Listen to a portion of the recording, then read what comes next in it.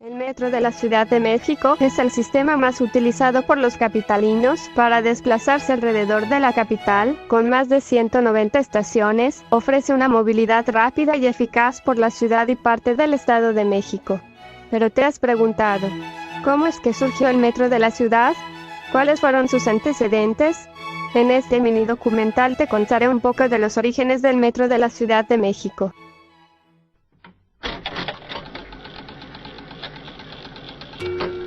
Paz, orden y progreso.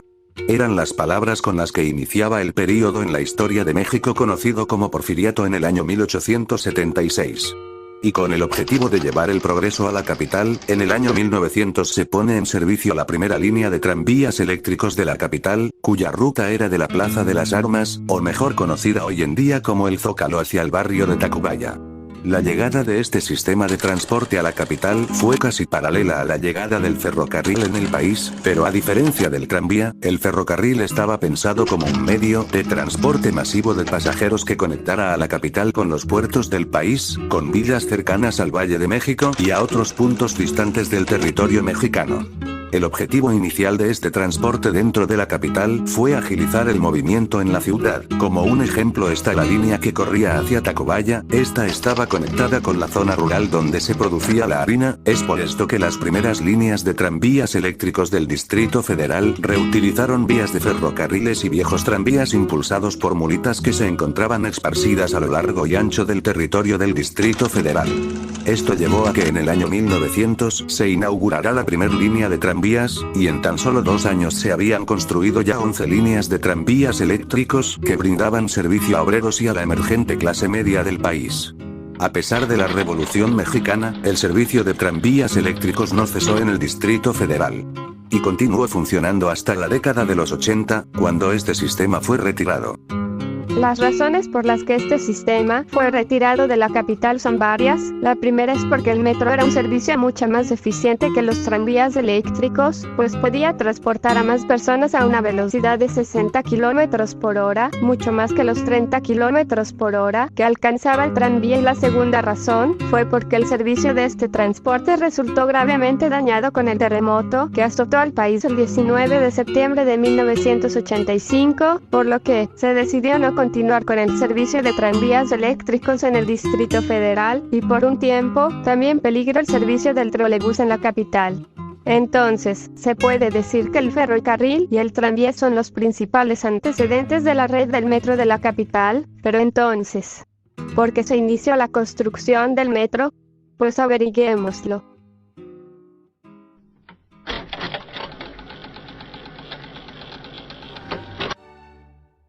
En los años 50, el fundador de la empresa ICA, Bernardo Quintana, propuso la construcción de un tren subterráneo que circulara por el suelo del Distrito Federal. Dicho plan fue rechazado en ese entonces por ser incosteable y riesgoso. Así que la construcción de este sistema tuvo que esperar hasta los años 60, donde el presidente Gustavo Díaz Ordaz tendría un acercamiento con el gobierno francés. Además también tuvo diálogos con Alexander Berger, un banquero francés esposo de la actriz de cine de oro mexicano María Félix, quien fue clave en las negociaciones con Francia para poder obtener un préstamo de capital para edificar la primera línea del metro de nuestro país. Esa es la razón de por qué el tren de la Ciudad de México es tan parecido al de París. Así que, en 1967, un decreto presidencial apareció en el Diario Oficial de la Federación, con el cual el presidente de México, Gustavo Díaz Ordaz, autorizaba la construcción de un sistema que logrará satisfacer las necesidades de movilidad de los habitantes del Distrito Federal. En la primera etapa de construcción, se planea construir 3 líneas: la línea 1, con el objetivo de conectar el Aeropuerto Internacional de la Ciudad de México con el bosque de Chapultepec; la línea 2, con el objetivo de conectar a la Plaza Tlaxcoaque con Santorum; y la línea 3, con el objetivo de conectar a la Basílica de Guadalupe con la Glorieta de Etiopía.